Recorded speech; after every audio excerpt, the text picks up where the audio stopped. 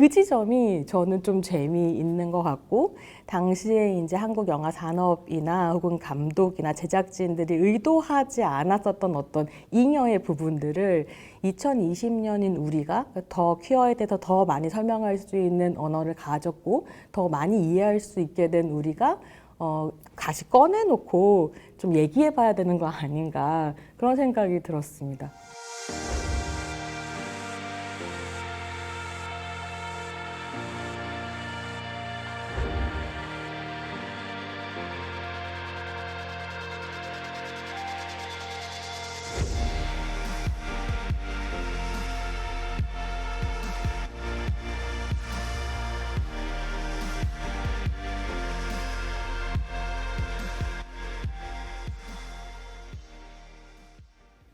예, 안녕하세요. 한국영상자료원 시네마테크팀 박세호입니다.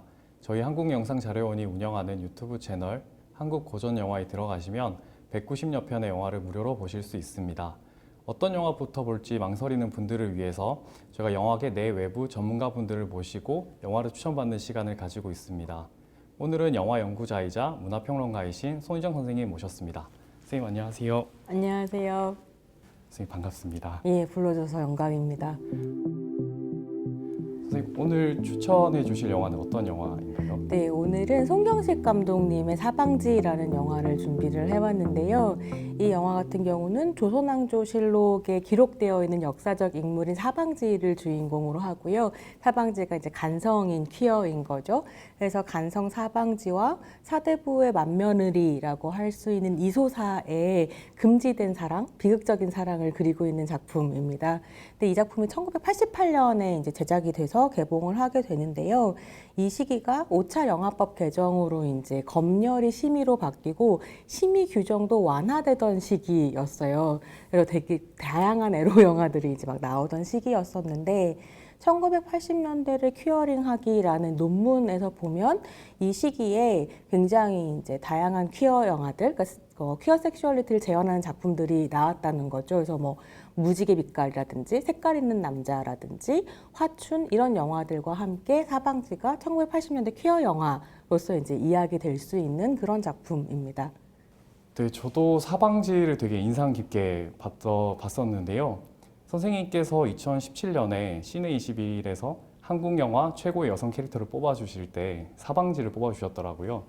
그때 쓰셨던 평이 외로움 속에 남겨진 여성들을 구원하는 섹스의 화신이라고 사방지를 표현해 주셨는데 이런 섹스의 화신인 사방지가 등장하는 이 영화는 어떤 매력을 가진 영화인가요? 저 사실은 이번에 이제 이 프로그램 준비하면서 다시 보니까 섹스의 화신이라기보다는 약간 성적으로 착취당한 계급 아닌가라는 생각이 들기도 했었는데 사실 2017년 당시에 시네21에서 연락을 받았을 때는 두 캐릭터를 뽑고 싶었어요. 사방지의 사방지와 천하장사 마돈나의 동구 이렇게 두 명의 캐릭터를 뽑고 싶었고 동구 같은 경우에는 류덕한 배우가 연기를 했었던 트랜스젠더 여성 캐릭터였었죠. 잘 생각해 보면 한국의 퀴어 영화에서 퀴어들이 말하자면 뭐 비정상성으로 포획되거나 혹은 괴물적으로 재현되는 것이 아니라 사람의 모습 그 자체로 재현된 작품들이 잘 없었던 것 같거든요. 그랬을 때의 사방지와 동구는 정말로 이제 소중한 캐릭터였었던 거죠. 근데 아마 고민을 하다가 제가 사방지를 얘기를 했었던 것 같은데 당시에 사방지를 꼽을 때도 고민이 아예 없었던 건 아닌 것 같아요. 왜냐하면 사방지가 간성이고 시스젠더 여성으로 이야기할 수는 없는 존재이기 때문에 내가 사방지를 여성 캐릭터로 꼽으면 이게 약간 간성을 비가시화하는 선택이 아닐까 이런 고민을 좀 하기도 했는데 이 사방지라는 영화가 나와서 관객들한테 소통되고 또 이혜영이라는 배우가 사방지를 연기하고 이러면서 이 사방지와 이소사의 관계가 레즈비언 섹슈얼리티의 재현으로 이제 평가를 받고 수용된 부분들이 있어서 그렇다면 비남성인 존재 그리고 어떤 식의 이제 규범성을 벗어나고 깨는 존재로서의 여성으로 사방지를 호명할 수 있지 않을까 그런 생각으로 이제 사방지를 꼽았었죠. 근데 사방지라는 영화 자체는 뭐 퀴어 영화사 안에서 봤을 때도 한국 최초의 퀴어 영화라거나 혹은 뭐 한국 최초의 레즈비언 영화는 아니거든요. 근데 제가 경험한 한국 최초의 레즈비언 영화, 퀴어 영화이기는 했었던 것 같아요. 근데 그게 왜 그렇게 생각을 했었냐면 이 영화가 1988년에 나왔으니까 사실 제가 초등학교 때여서 당시에는 못 봤거든요. 뭐 극장 개봉을 했거나 이랬을 땐 못 보고 언제 봤냐면 2002년에 서울여성영화제에서 이제 한국영화회고전 할 때 동승동 극장에 들어가서 이렇게 보다가 정말 큰 충격을 받았었던 기억이 있는데 그랬을 때에 이 사방지가 저한테 최초의 퀴어 영화, 그러니까 한국 최초의 퀴어 영화로 저한테 다가왔었던 건 왜였냐면 말하자면 이제 그때 당시에 제가 봤었던 퀴어 영화라는 건 예컨대 노랑머리라거나 아니면 텔미 썸띵처럼 이런 식의 영화였던 거죠. 서프라이즈! 이러면서 레즈비언 킬러였단다? 이렇게 이제 뭔가 반전의 요소로 레즈비언을 사용하거나 흥미의 요소로 퀴어 코드를 사용하는 이런 식의 영화들을 보다가 그래서 예컨대 뭐 이성의 관계에서 너무 큰 상처를 받아서 퇴행적인 도피처로 레즈비언 관계를 맺는다든지 아니면 가부장제의 정상성이 이해할 수 없는 기이한 행동을 하는 악녀로서의 레즈비언 킬러 이런 이미지들 안에서 사방지는 좀 달랐었던 것 같아요. 그래서 영화를 보시면 이 영화가 좀 특별한 점이 뭐냐면 영화 자체가 간성을 대하는 태도가 괴물이라거나 뭐 영화 안에서의 표현을 하자면 요물 이렇게 사람들이 부르는데 요물로 대하는 게 아니라 조금 다른 이 사람을 어떻게 그 조선시대의 정상성의 규범이 괴물 취급하고 요물 취급해서 배제하는가 그 규범 자체를 좀 그리고 그 규범을 비판적으로 보는 부분이 있다고 저는 생각했거든요. 그래서 영화 자체가 사방지를 뭐 비정상으로 그리는 것보다는 비정상으로 바라보는 사람들을 다룬다는 점에서 약간 더 퀴어적인 작품이다라는 생각을 했었던 거죠. 그래서 그런 점에서 사방지는 좀 특별한 부분이 있다는 생각을 했습니다. 네, 저도 사방지를 저 봤을 때 적잖이 놀라긴 했었는데 사방지를 보면서 놀랐던 이유 중에 하나는 아무래도 그게 성애 영화의 범주에 들어가서 좀 파격적인 정사신이었던 것 같은데요. 아무래도 80년대의 한국 영화 암흑기에서 가장 비난을 받았던 성애 영화의 맥락에서 사방지를 바라보면 좀 어떻게 볼 수 있을지 좀 궁금하거든요. 그렇죠. 성애 영화, 에로 영화 이렇게 80년대 에로 영화의 시대라고 하기도 하고 영화의 무덤이었다고들 평가하기도 하죠. 그랬을 때 보통 그렇게 얘기하는 것 같아요. 그러니까 군부 독재 하에서 문화 정책으로서의 3S 정책.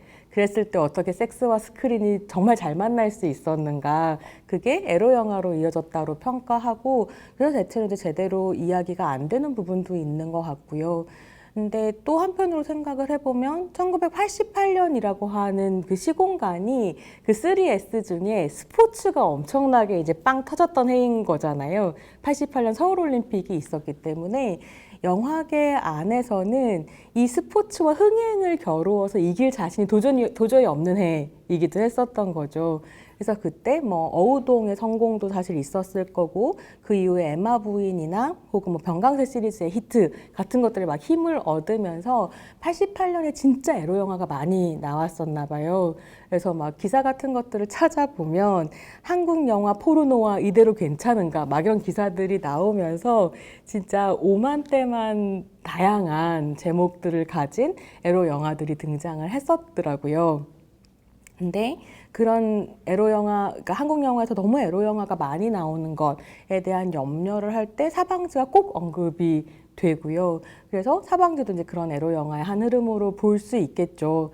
근데 그랬을 때 저는 1980년대 에로 영화가 분명히 비판받을 부분이 있었다고 생각을 해요. 그러니까 뭐 섹스에 대해서 다뤘기 때문에 혹은 뭐 에로티시즘을 그렸기 때문에 문제라기보다는 뭐 성적 실천이라든가 혹은 관계의 문제로서의 섹스를 그리는 것이 아니라 섹스 자체를 그냥 여성으로 등치시켜서 여성을 대상화하는 방식은 문제적인 거죠. 좀 더 쉽게 말씀을 드리자면 요즘에 이제 동영상 같은 것들을 보면 위에 뜨잖아. 욕설 어느 정도, 폭력성 어느 정도. 그랬을 때 선정성을 보여주는 아이콘이 뭐냐면 여성 신체의 실루엣이거든요. 그래서 여성의 이제 실루엣을 보여주면서 선정적 이렇게 쓰여져 있는데 이 아이콘 진짜 이상한 거거든요. 여성의 신체는 바로 선정적인 것, 여성은 바로 섹스 이렇게 연결해버리는 한국의 어떤 편견이랄까 가부장제 문화 같은 것들을 반영하고 있는 아이콘인데 그렇게 생각하면 1980년대 스크린이라고 하는 건 사실 이 아이콘 그 자체였었던 거죠. 그래서 그런 흐름으로 본다면 80년대 에로무비 저는 비판적으로 봐야 된다고 생각하고 사방지도 물론 그런 트렌드 안에서 기획됐을 거예요. 그래서 이제 뭐 어우동이나 병강세처럼 신화적인 존재로서 조선왕조실록에 있는 사방지라는 캐릭터를 꺼내와서 그렸겠죠.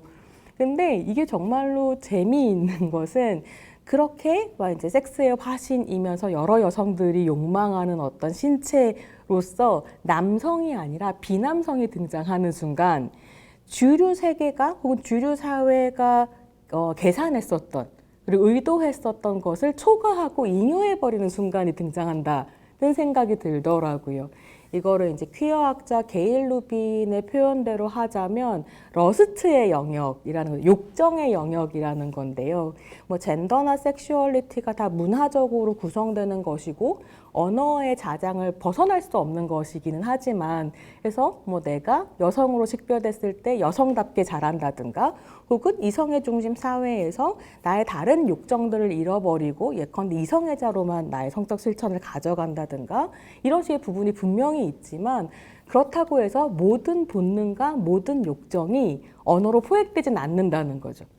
그래서 남성 중심적이고 뭐 가부장제적인 사회에서 사방지라는 영화는 굉장히 남성적 관음증을 충족시키는 여성 신체의 대상화처럼 어떤 관객에게는 다가갈 수도 있었겠지만 어떤 관객에게는 간성이란 존재가 있구나, 역사적으로 있어 왔고 지금도 있구나 라고 하는 간성의 가시성을 이렇게 포착하게 되거나 혹은 저런 식의 레즈비언 관계라는 게 있구나 혹은 여성 간에 혹은 비남성과 여성 사이에 성적 친밀함이라는 게 저렇게 드러날 수 있구나 라고 하는 완전히 다른 욕정의 영역과 그게 이제 언어화돼서 욕망이 되는 이런 식의 이제 작동들도 수용성의 작동도 있었다고 생각하거든요. 그 지점이 저는 좀 재미있는 것 같고 당시에 이제 한국 영화 산업이나 혹은 감독이나 제작진들이 의도하지 않았었던 어떤 잉여의 부분들을 2020년인 우리가 더 퀴어에 대해서 더 많이 설명할 수 있는 언어를 가졌고 더 많이 이해할 수 있게 된 우리가 다시 꺼내놓고 좀 얘기해봐야 되는 거 아닌가 그런 생각이 들었습니다. 사방지 같은 경우에는 이제 신분 사회 안에서 착취당하는 여성으로 그려져 있기도 하고요. 이때 사방지가 개봉했을 때 당시 메인 카피가 실제로 개봉할 때 포스터에 보면 그들에게 남자가 필요 없었다 라는 되게 도발적인 카피로 영화가 시작하는데 그 영화에 등장하는 대부분의 여성 캐릭터들에게 실제로 남성이 필요 없어 보이고 그 다음에 대부분의 여성들은 모두 각자의 욕망에 충실한 캐릭터로 묘사되고 있더라고요. 그런 캐릭터적인 차원에서 조금 더 설명을 해주실 수 있을까요? 네, 그게 사실 너무 재밌었어요. 이게 에로 영화가 여성을 성적으로 대상화하는 되게 그러니까 많이 쓰는 방법 중에 하나가 성욕을 컨트롤하지 못해서 정신 나간 여자들로 과잉 성애화해서 이제 볼거리로 만드는 이런 방식들인데 그 과잉 성애화된 존재들이 남성 신체가 아닌 다른 신체를 욕망하기 시작할 때 굉장히 퀴어적이고 전복적인 부분들이 있다고 느꼈어요. 근데 그랬을 때 사방지에 등장하는 자신의 이제 권세를 이용해서 사방지를 착취하는 이 여성들의 모습을 이렇게 보고 있으면서 떠올렸었던 건 뭐 신상옥 감독님의 지옥화의 소냐라든가 아니면 너무 좋아하는 영화인데 김수영 감독님의 산불 같은 영화들이 이제 떠오르는 거죠. 근데 물론 제가 사방지를 소개하면서 지옥화와 산불과 비교하면 굉장히 많은 영화 연구자들이 꺼져라 이렇게 얘기하실 수도 있을 텐데 저도 이제 영화적인 만듦새나 이런 것은 그렇게 동가로 놓고 얘기할 수 없다고 생각하지만 그럼에도 불구하고 그 여성 집단들이 보여주는 흥미로운 지점들이 있는 거죠. 그리고 그랬을 때 또 한 가지 제가 사방지에서 되게 재미있었던 건 이게 가부장제와 신분제가 만나서 만들어진 어떤 조선왕조라는 시스템이잖아요. 이 시스템이 남성들을 성적으로 매우 무력하게 만든다는 거죠. 내시이거나 죽어버렸거나. 그래서 도저히 여성들의 성적 욕망이라고 하는 걸 충족시킬 수 없을 때 또 이 여성들은 너무 괴로운 거잖아요. 밤마다 진짜 허벅지를, 이소사가 막 허벅지를 막 이렇게 뭔지 모르겠는 걸로 막 이렇게 찌르고. 그래서 그런 상황 속에서 정말로 흥미로웠던 건, 그러니까 이 가부장제 시스템, 신분제가 여성들을 괴롭게 한다를 보여주는 게 흥미롭다기보다는 그렇게 만들어진 이 상황들 속에서 배제되거나 착취당했었던, 주체가 되지 못했기 때문에 비천한 존재로 여겨졌었던 무당이라든가 사방지 같은 사람들이 그 상황을 이용해서, 그 시스템 외부에 있는 사람들이 시스템 내부의 어려움을 이용해서 복수하거나 혹은 저항하거나 하는 이야기들이 짜여진다는 게 되게 재밌었어요. 그래서 이 사방지에서 또 주목해 볼 만한 또 하나의 캐릭터가 묘화라는 무당이거든요.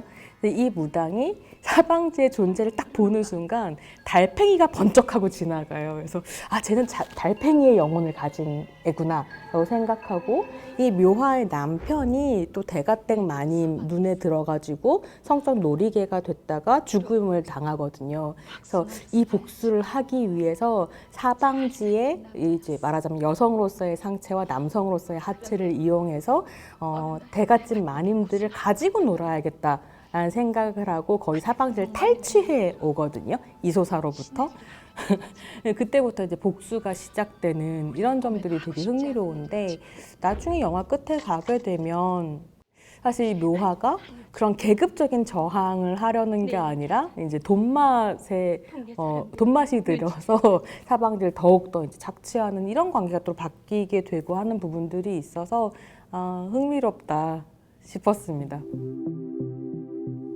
네, 저도 이제 묘화가 등장하고 이제 대감씨 마님들과의 이제 정사장면이 나오고 하는 영화들을 보면서, 사실 저는 이게 퀴어 영화사에서 당연히 볼 수도 있지만 되게 레즈비언의 영화로 많이 보였었거든요.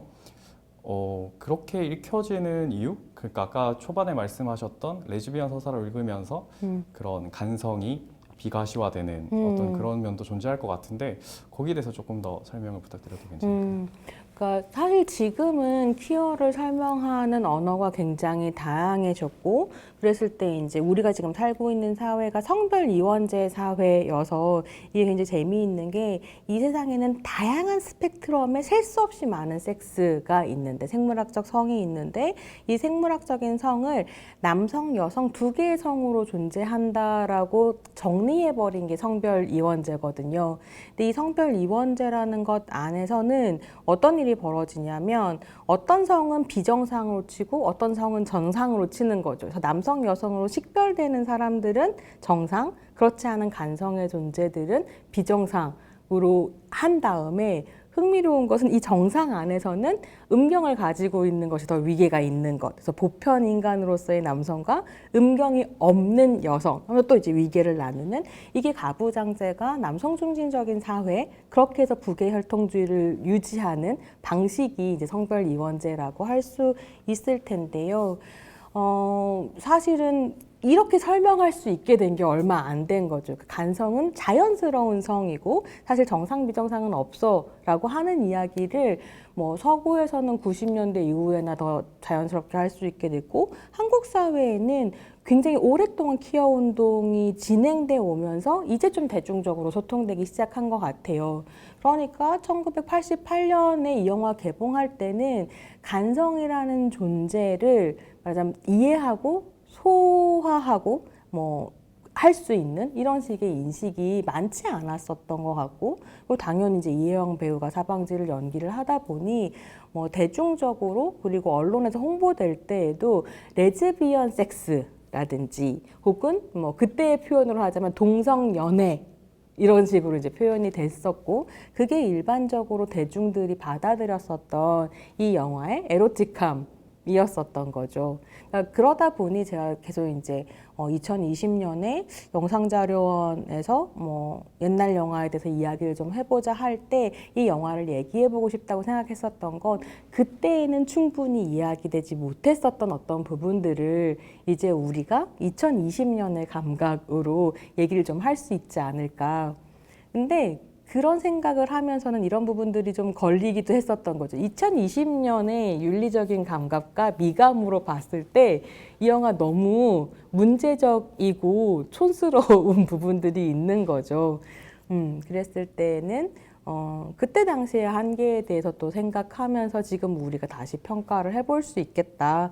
그런 생각이 들었습니다. 네, 선생님이 말씀해 주셨던 이제 간성에 대한 내용도 많이 말씀해 주셨는데 사실 사방지가 아까 뭐 남성도 여성도 아닌 그때 당시 시대로 봤을 때 되게 경계에 머무는 자 정도로 이제 그려지고 있고 사실 처음부터 등장할 때부터 저주받은 사람으로 묘사되잖아요. 그리고 아까 전에 묘화와 함께 그 사대부집 그 마님들과 정사를 맺을 때도 주로 이제 되게 숨겨진 어떤 공간 에서 머물면서 끝까지 이제 그 경계에서만 머물다가 거의 영화가 끝나는 느낌을 많이 받고 있거든요. 사방지를 보면서 그렇게밖에 될 수 없었을까? 다른 가능성은 없었을까에 대한 좀 궁금증이 생기더라고요. 그렇죠. 근데 사실은 그러니까 앞에 이제 말씀하신 것처럼 태어나는 장면으로 시작하잖아요. 막 이렇게 막 번개가 치고. 근데 그래서 저주받은 존재로 태어난 것처럼 보이지만 실제로 사방지를 거두는 스님은 사방지를 있는 그대로 인정하면서 그러나 세속에 나가면 어떤 일을 당할지 모르기 때문에 보호하려고 하죠. 근데 이제 그 스님의 뜻을 거스르고 내려갔다가 온갖 환난을 겪고 다시 이제 산으로 올라오게 되는데 그때 사방지가 물어요, 스님한테. 나는 정말로 부모의 업보를 타고난 존재인 거냐, 저주받은 존재인 거냐. 스님이 되게 단호하게 쓸데없는 소리 하지 말아라. 지금 네가 어떤 사람인가는 네가 살아온 거 안에서 결정된다. 정확하게 대사는 이렇지 않지만 그런 뉘앙스의 이야기를 하거든요. 사실 저는 그게 되게 중요한 메시지였다고 생각해요. 그래서 그 스님의 뜻이라고 하는 것을 우리가 지금 받아들일 수 있다면 훨씬 더 평등한 사회가 되지 않을까 그런 생각을 하게 되는데 어쨌든 당시의 그 이제 관념 안에서 사방지는 처단당해야 되는 존재인 거죠. 왜냐하면 어쨌든 간에 이 비천한 존재가 남성 성기를 가짐으로써 정상 남자들이 할 수 없는 일을 해내는 거잖아요. 그리고 여성들을 만족시키고 그랬을 때 이 존재를 그대로 두면 그 남성성이 침해당하기 때문에 그러니까 왜냐하면 결과적으로 여성 섹슈얼리티를 그런 식으로 단속하려고 하는 건 그 남성성의 신화를 세우기 위해서였으니까 처단될 수밖에 없던 존재였었던 거죠.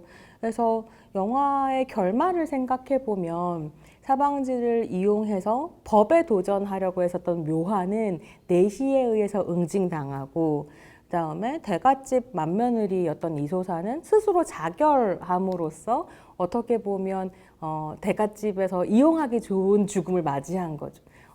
사방지에게 강제로 당했고 그래서 순결을 지키기 위해 죽은 열부라고 얘기할 수 있는 이 형태를 남겨놓고 죽었고 사방지는 그 남성들을 위협하던 사방지는 스스로를 거세함으로써 이제 정상성의 시스템 안에 들어갈 수 있는 조건을 갖추는 그래서 당시로서 상상할 수 있는 가장 안전한 결말이었다고 생각하거든요. 근데 정말 재미있는 건 뭐냐면 그렇게 스스로를 거세했기 때문에 사방지가 이소사의 장례식에 참석할 수 있단 말이에요. 그래서 막 이제 이소사의 시동생이 무덤을 파면서 이소사를 묻어주려고 하는데 거기 사방지가 막 온몸에 피가 묻어가고 기어가요. 이제 음경이 없어진 몸으로 막 이렇게 기어가는데 기어오니까 이제 저 요물을 당장 처단하라고 주변에서 땅을 파고 있던 인부들한테 이야기를 하죠. 근데 저는 그 인부들의 표정이 어떻게 해석해야 될까가 좀 열려 있는 것 같았어요. 그러니까 사방지가 요물이기 때문에 건드렸다가는 나도 저주를 받을지 모르겠다라고 두려워서 언뜻 나서지 않는 건지 아니면 그냥 조금 다르다는 이유로 이렇게까지 말하자면 학대를 당하고 결과적으로 한 사람은 죽고 한 사람은 스스로의 신체를 그렇게 훼손해야 하는 이 신분제에 대한 저항감 뭐 신분제까지는 안 가더라도 저 권력을 가진 도령에 대한 저항감으로 언뜻 나서지 않는지 이거 좀 열려 있다라는 생각이 들더라고요. 그래서 사방지에 말하자면 규범을 넘어서는 비정상적인 신체라고 하는 것은 이제 정상성으로 봉합된 것처럼 보이지만 그 존재가 그 사회에 남겼었던 균열 그리고 스크린 위에 남겼던 균열은 저 모호한 표정들로 남아있는 것 아닌가. 그래서 완전히 봉합될 수는 없다. 저런 잉여의 영역이라고 하는 건 그런 생각이 들더라고요.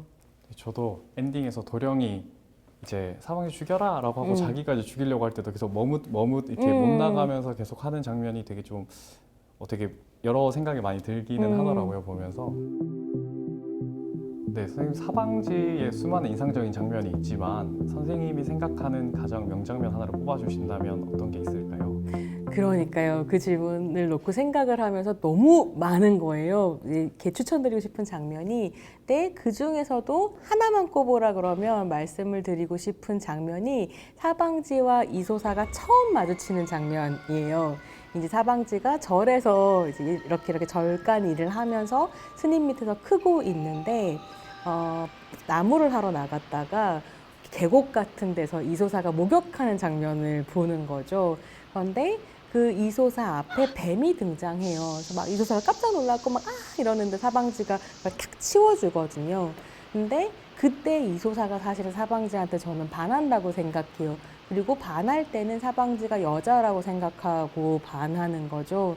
그래서 이게 사실은 레즈비언 섹슈얼리티로 독해될 수 있는 부분이 있다고 생각하고, 그래서 이소사가 사방지를 이제 자기 집으로 데리고 와서 덮치죠. 덮치고 여자가 아니구나라는 걸 알게 되는데, 그런 의미에서 이소사는 한국 영화에 등장하는 거의 최초의 판로맨틱 여성인 거죠. 성별에 상관없이 누구나 사랑할 수 있는.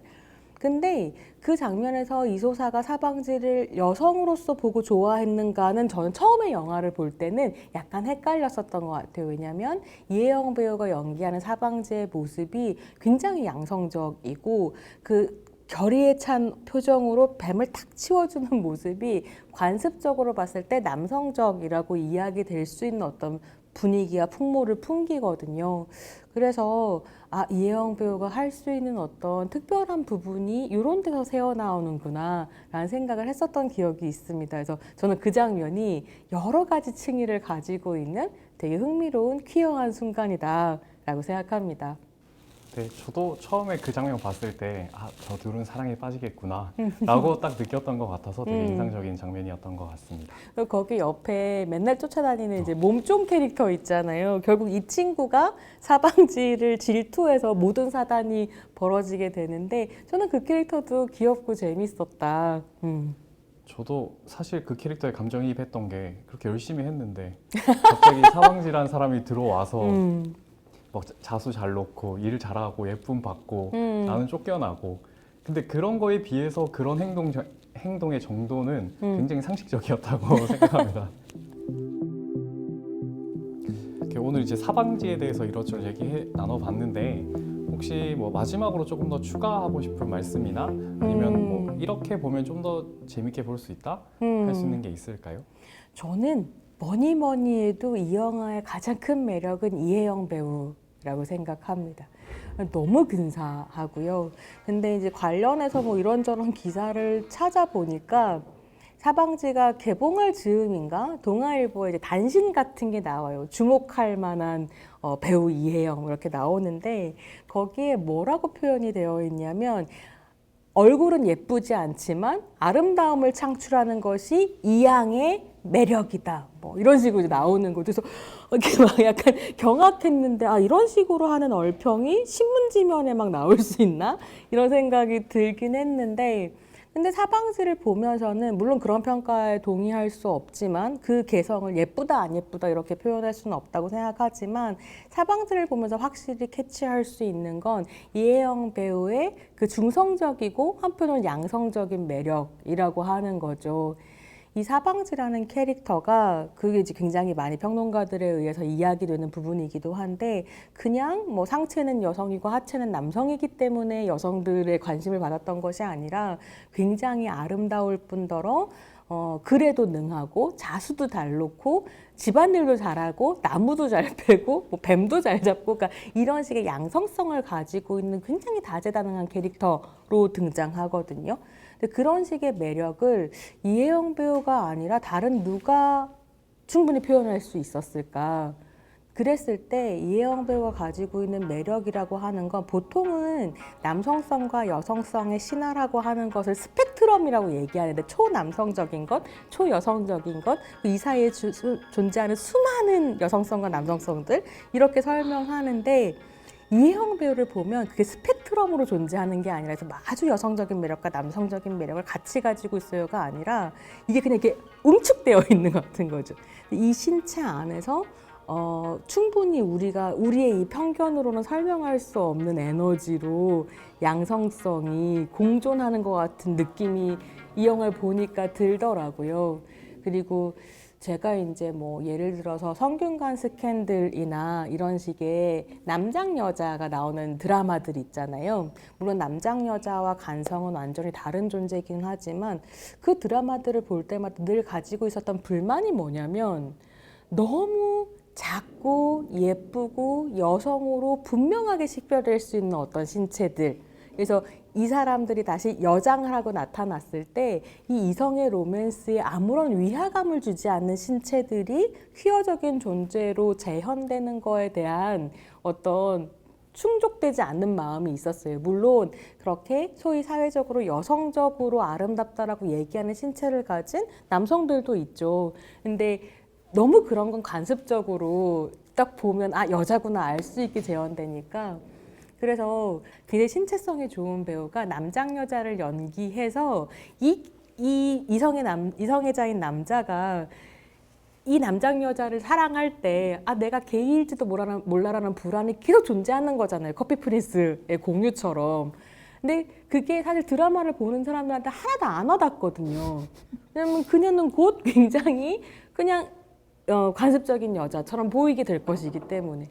근데 그렇지 않은 신체가 이런 퀴어적인 관계를 연기했으면 얼마나 좋을까라는 바람 같은 게 있었는데 사방지를 보면서 아, 이혜영 배우는 그런 모호함까지 표현할 수 있는 연기력과 신체성을 갖춘 배우였구나. 그래서 이혜영 배우에 대한 이야기 꼭 하고 싶다 생각했습니다. 네, 저도 사실 영화 보면서 이혜영 배우님 연기가 굉장히 인상 깊고 아마 영화를 보시면 많은 분들이 되게 빠져들지 않을까. 그 캐릭터가 가지고 있는 그 전반부와 후반부의 연기의 방식 같은 거나 그런 것도 굉장히 매력적으로 표현이 되고 있어서 네, 되게 좋았던 거고 최근에는 이제 사방의 창극으로도 만들어지고 뭐 그렇게 많이 하고 있더라고요. 선생님 오늘 사방지에 대한 이야기 널리 전해주셔서 너무 감사합니다. 네, 여러분 오늘 손희정 선생님이랑 이제 사방지에 대해서 얘기를 해봤는데요. 다음 시간에도 또 손희정 선생님과 함께 다른 영화로 찾아뵙겠습니다. 혹시 이 영상이 마음에 드셨다면 좋아요와 구독 꼭 부탁드리겠습니다. 다음에 뵙겠습니다.